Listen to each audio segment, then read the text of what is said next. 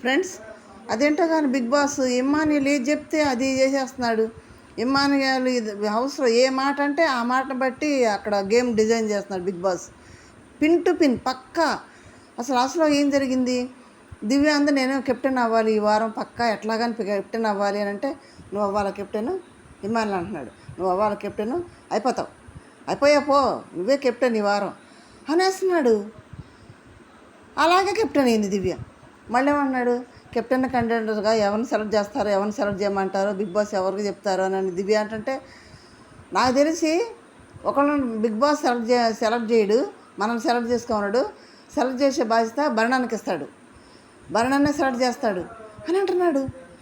అట్లాగే big boss same అలాగే భరణి గారికి చెప్పాడు కెప్టెన్సీ కంటెండర్స్ని సెలెక్ట్ చేయమని. అలాగే సెలెక్ట్ చేశాడు భరణి గారు. మరి అదేంటో దివ్య కెప్టెన్ అయిపోయిందంటే దివ్య కెప్టెన్ అయిపోయింది.